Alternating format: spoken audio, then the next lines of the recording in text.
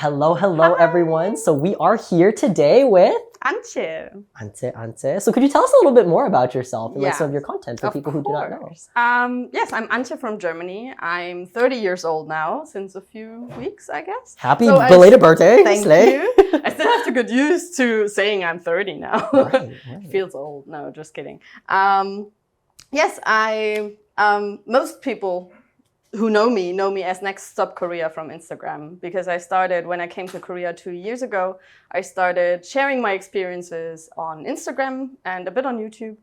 And yes, I came here to take a break from work. Nice. This break now is not just temporary, but probably like I quit my job now, finally. Real. And yes, I came here to study Korean at Seogang University for some time. Wonderful.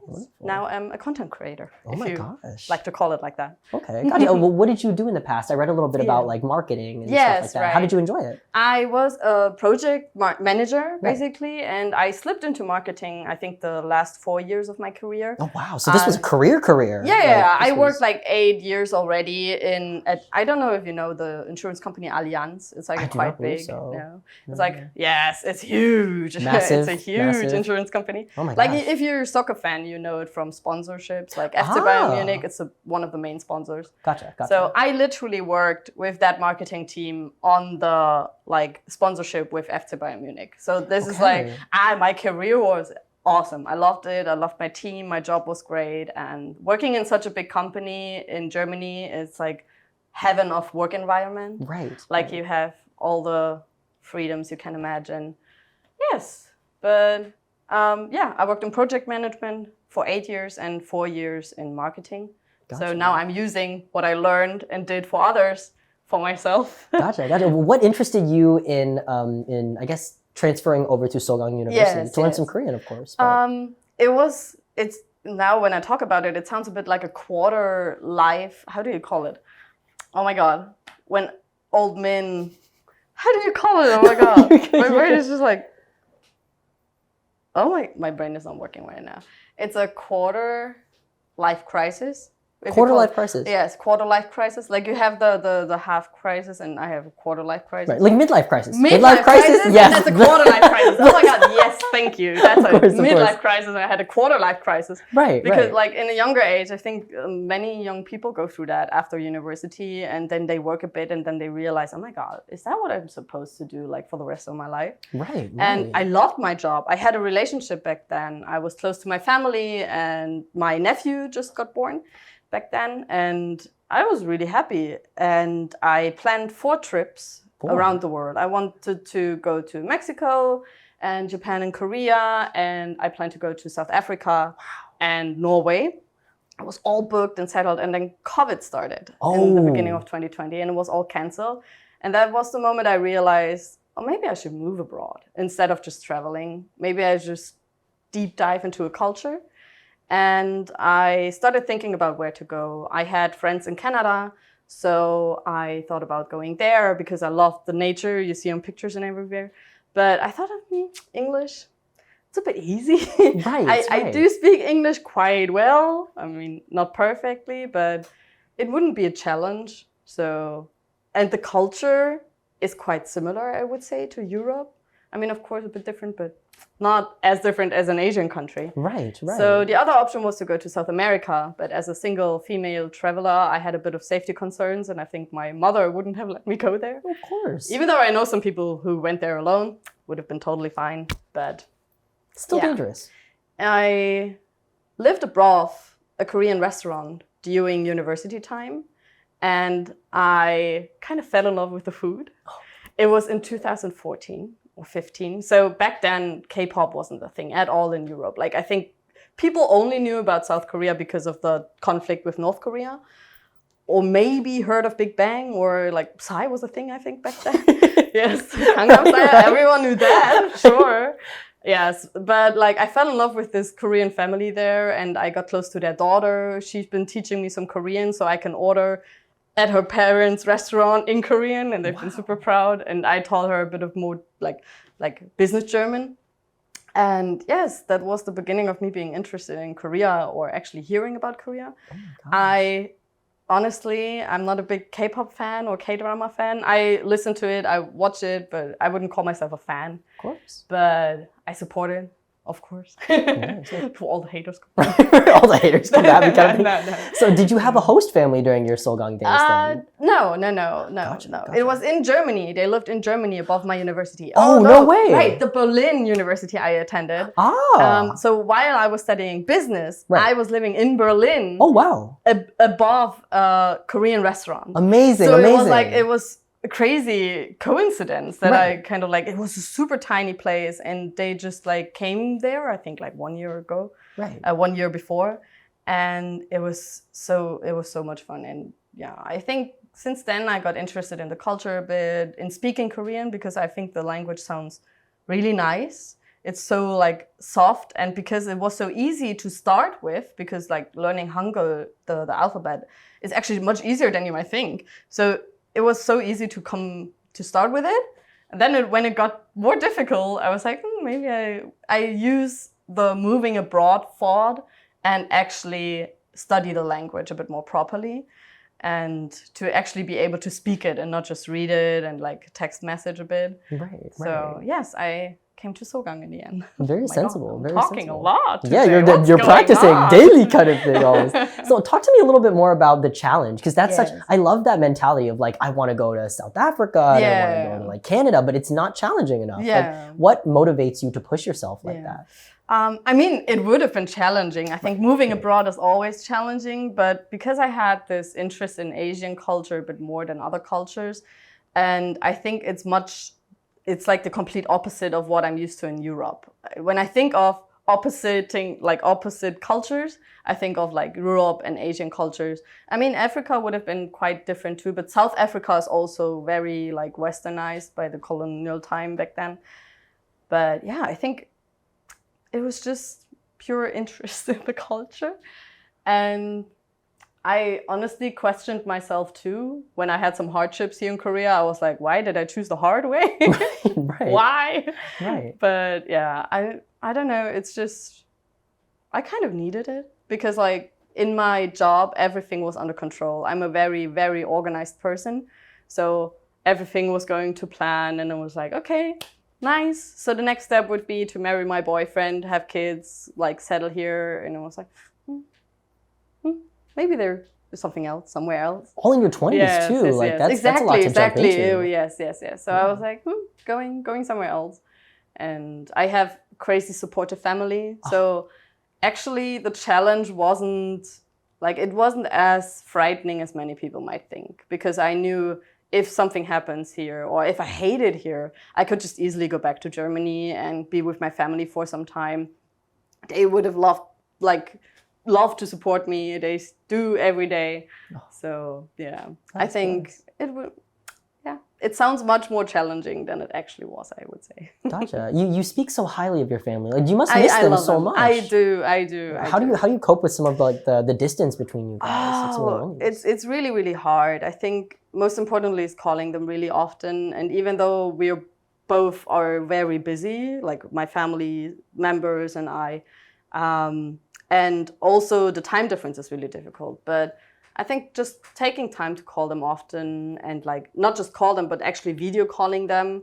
And my mom actually, every time she is having a walk with my nephew, he is 4 years now, 3 years now. Oh, wow. Almost 4? Oh, congratulations. I love him. He's so cute. And every time she's having a walk with him, she calls me just randomly, sometimes even in the middle of the night, because she's forgetting that I'm so far away. Aww. Yeah. So yeah, and then traveling quite often. I've been here 2 years. I've been to Germany once. My parents have been here once, and they will come again in September and in spring. Wow. Because they fell in love with Korean food too. Oh. Yes. So I guess, and when I miss them a lot, there are quite some German friends I found here in Korea.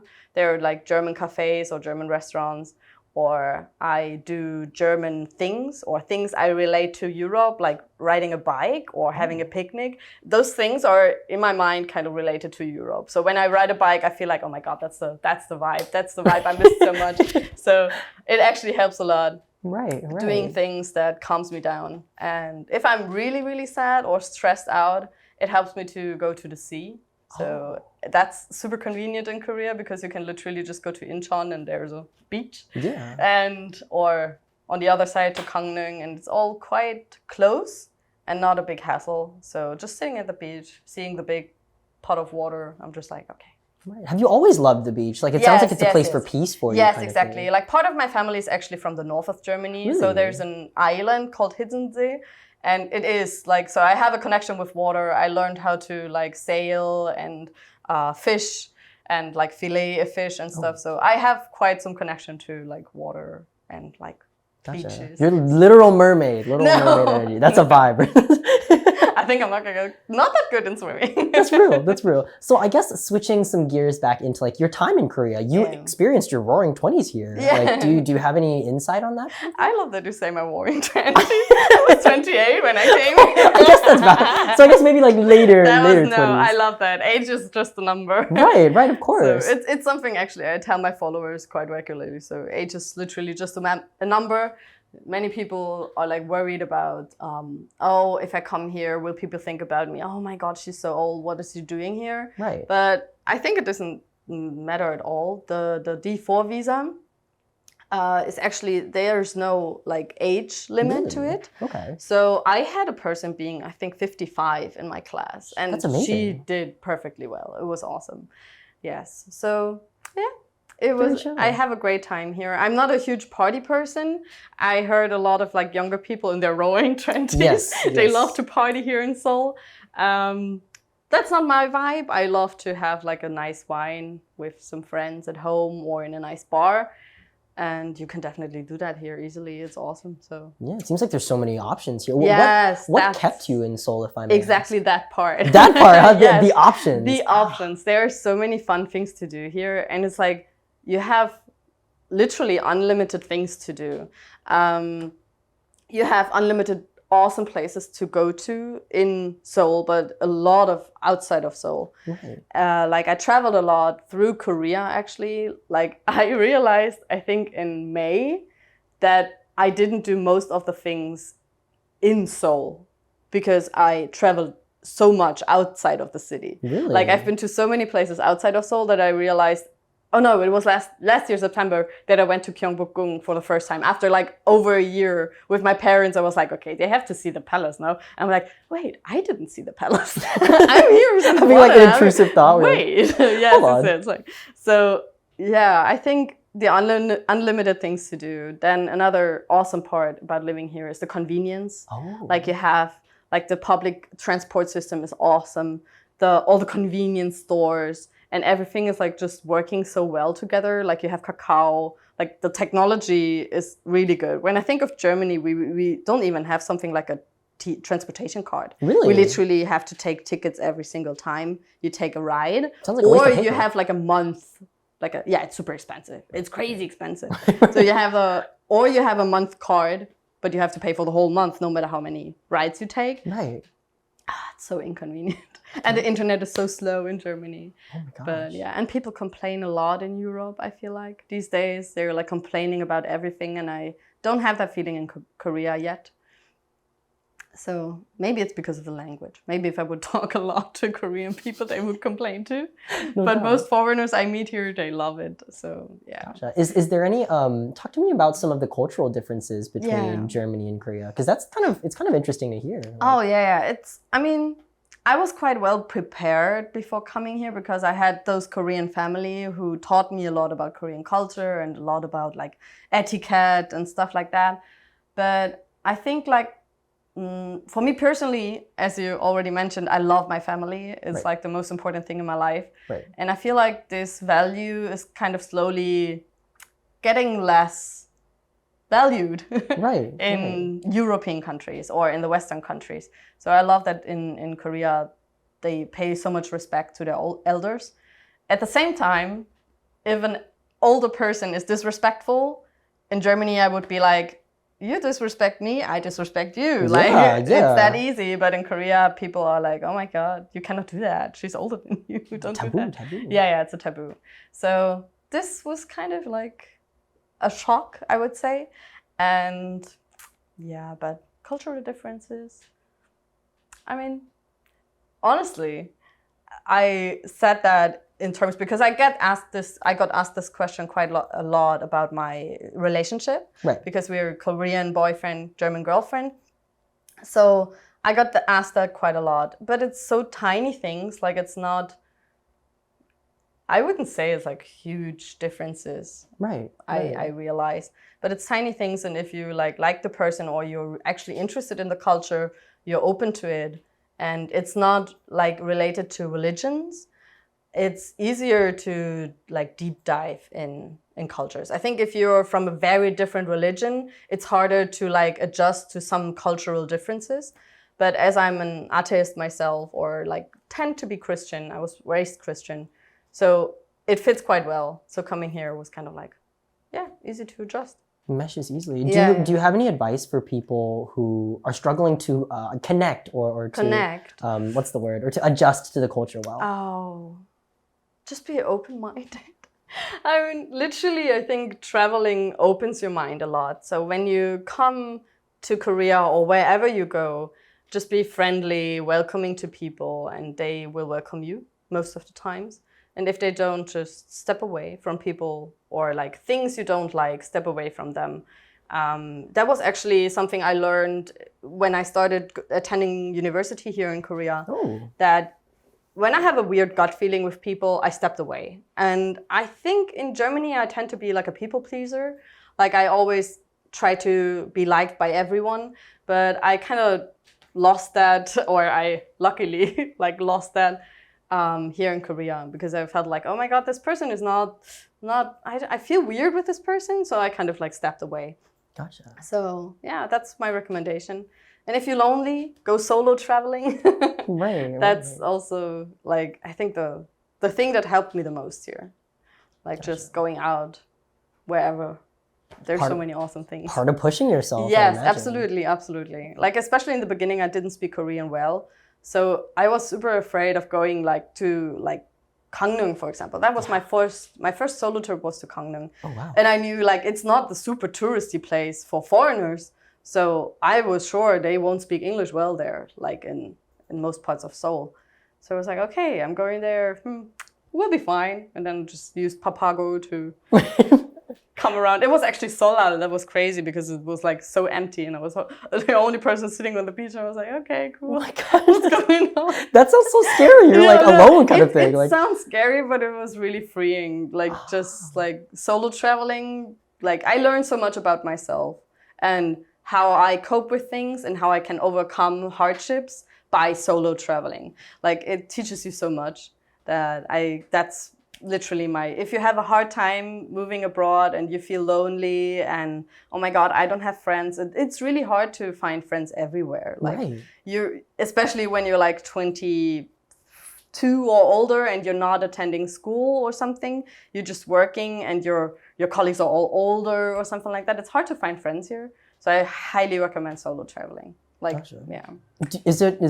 Do you have a gut feeling associated with solo traveling? What feeling? Like the same feeling that pushed you to, what's it called? The same feeling that pushed you to overcome and to open your mind, I guess, a little bit. Yes. Did that same feeling push you in the direction to solo travel? Absolutely. I feel like once I settled a bit in Korea, I needed a new challenge. Right, and I guess it was I mean, I already solo moved here. So I guess solo traveling in more rural areas was a bit like the next step, and then the next step, and the next step. Gotcha. So yeah. So what do you do here while you're here now? Because you've been in Korea for a while. Yes. By traveling around here and like doing the language course. Yes. As I said, I started sharing a lot on Instagram and YouTube. I have a blog too, and that became my job, kind of. So I do see it as work, but it's not officially a job. Right. I'm here with working holiday visa, so I'm allowed to do part-time jobs.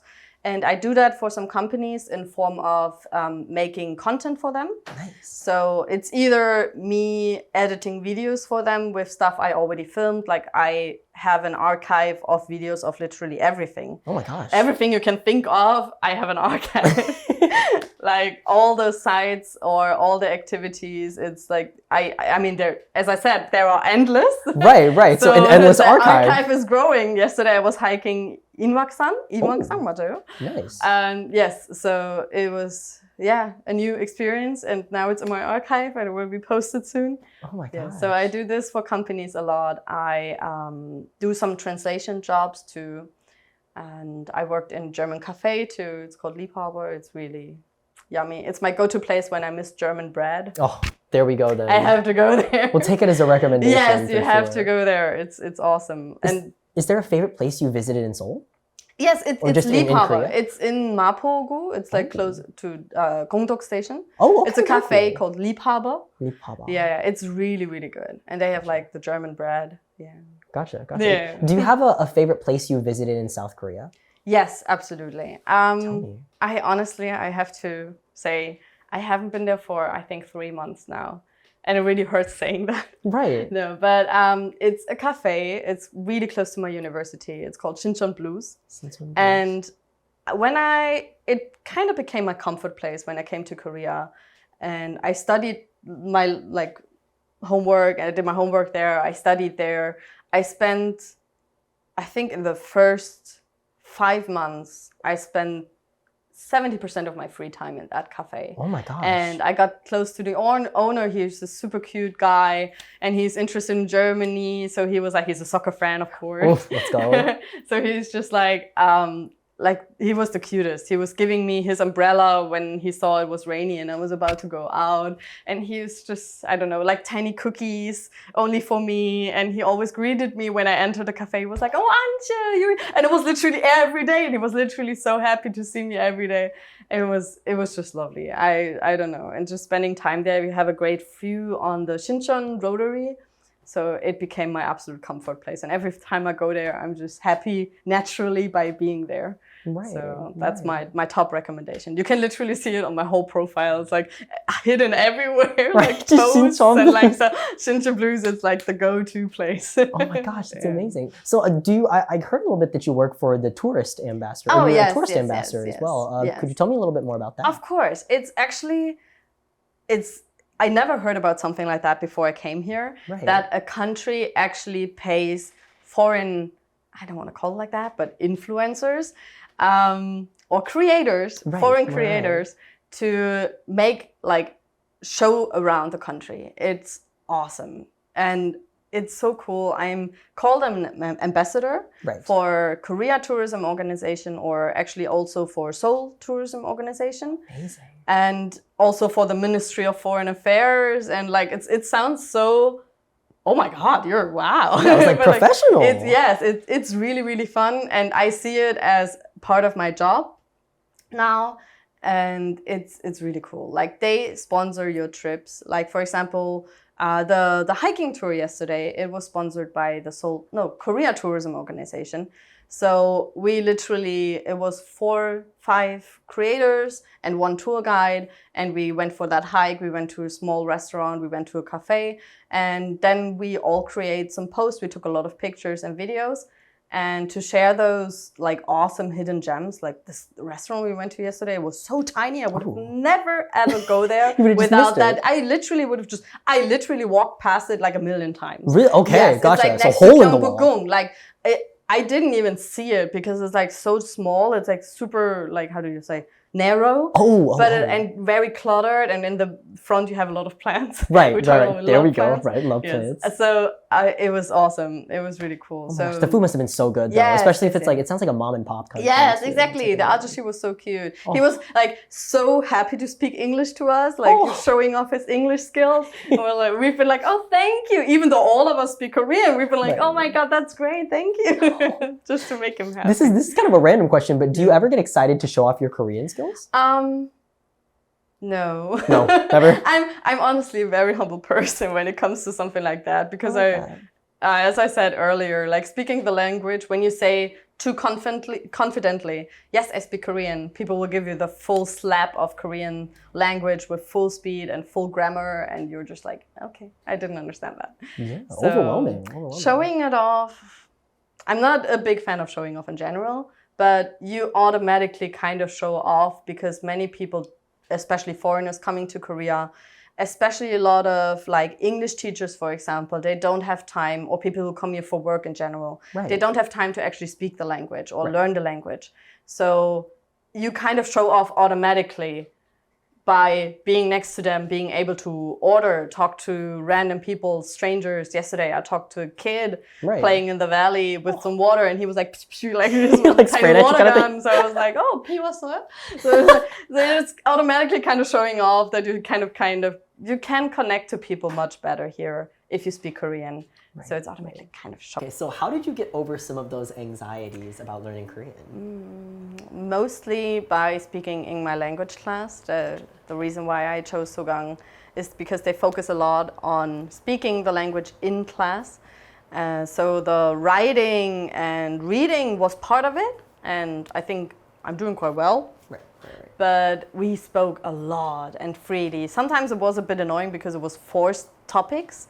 But now, after I think 5 levels, I can say that it was definitely necessary and worth it to sometimes speak about like, what's your hobbies? But you're like what are my hobbies? Traveling. Yeah, it was like so weird. Yeah. So you force yourself to speak about some topics which are kind of weird, or about family and culture. And after the 4th level, you're kind of annoyed by it to talk about the same things. But it was definitely it was necessary, and now after I can say it was so much fun. I met great people there. The teachers have been lovely. So and it's actually, as I said earlier, like once you work here, you don't have time to study the language. So I get a lot of messages from people being like, hey, I come to Korea as an English teacher and I really want to study the language. I'm like, you can be motivated, but I tell you 90% of my friends who are here to teach English don't speak a word of Korean. Or they do speak, or they do understand a bit, and they are willing to learn more, but they don't have the time, naturally. So it's really, really exhausting for them. Because they want to, they can't, and so, yeah. I can really recommend the D4 visa I took. You need quite some money to pay the tuition, but it was definitely worth it. I would do it again and again. Always. Yeah. So I guess kind of switching gears back to your content creator phase. What keeps you inspired during your time as a content creator? Traveling. Traveling. Your hobby. I mean, I'm a travel content creator, so of course, naturally, when I travel, I see things I want to share with my followers. But I think what actually keeps me motivated the most is what keeps me creative is traveling. What keeps me motivated, even if maybe Instagram is not doing well, like the views are low or whatever, or I don't know, there are some weird comments coming under my post for whatever reason. Sometimes it's like that, the algorithm just hits a different area of people, and then you get like some weird comments. It's just like that. But what keeps me motivated in those situations are people messaging me, how much I inspired them, how much I helped them for like planning their trip here, how much they appreciate the work or the places I share with them. And that's actually the thing that keeps me going the whole time. Like, I think I would have stopped this Instagram thingy after about a few months because it didn't go well. Like on Instagram, people didn't care a lot. But from the beginning, I had a lot of people messaging me like, hey, I want to do the same. But I was so like nervous about my age, or so nervous about like leaving my family here. And you gave me a lot of like inspiration and hope and motivation to actually sit down, do the research that's necessary, or save the money, or start studying the language. So that's actually the biggest motivation I can get. Like people being like, hey, that's awesome what you're doing. Thank you so much. I love that part. It sounds like you care very deeply about your followers. I do. I literally, I feel bad if I'm not able to message everyone, but I think at the moment I'm kind of able to manage it quite well. So I'm able to answer all questions. I'm able to like at least every comment and like kind of give them the feeling, hey, I hear you, I know what you're doing. I mean, I'm not that big yet, so. You'll be big. You are big. Yeah, but that's the thing. Like now being a creator, I know creators being like much bigger, so I don't see it, like I always see it in a higher relation. Right. When I was like, I had like 1,000 followers, I was like, damn, 40,000 followers, how the hell do you do that? Right. And now I'm like 40,000, I'm like, come on, she has 100,000, like I want to do. It's motivating. Yes. It's on one side it's motivating, but it's a lot of work to keep a distance from it. Right. So I see a lot by those trips I do as an ambassador for the tourism organizations. I met a lot of creators, and many of them are so stressed and sad about those numbers. And that's really sad to see, because I try to tell them, hey, it doesn't matter if you have 40,000 or 3,000 or 5,000. You can create awesome content. You can help people, and you can share your memories. And I bet in 10 years, when I look at my Instagram, I will be so proud of the videos, and I will be like, oh my God, look, that's what we did. Oh my God, that's so cool. So that's how I see it most of the times, like helping others and like a diary. Like keeping my memories together in this one place. The main reason why I continue to do YouTube, even though it's not going that well, but it's like, and it's really a lot of work, you probably know doing this year, that it's really so much fun, like to see it later. I already watched my video from coming to Korea. I already watch it now and feel like goosebumps. I'm like, oh my God, it has been 2 years that I moved. Do you ever get tired of hearing your own voice? That's like a lot of... Like, 100%. I hate it. The content creator. Yes, absolutely. I am tired of hearing my voice. I'm tired of seeing my own pictures. I'm like, oh no, please not that face again.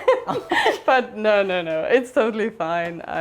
You get used to it, I would say. Do you ever experience any burnout? Because like you're messaging fans all the time. You're working on YouTube. You're working on part-time. Yeah. Your Instagram, your content creation. Of course. It's a thing that many people like underestimate how much work it actually is.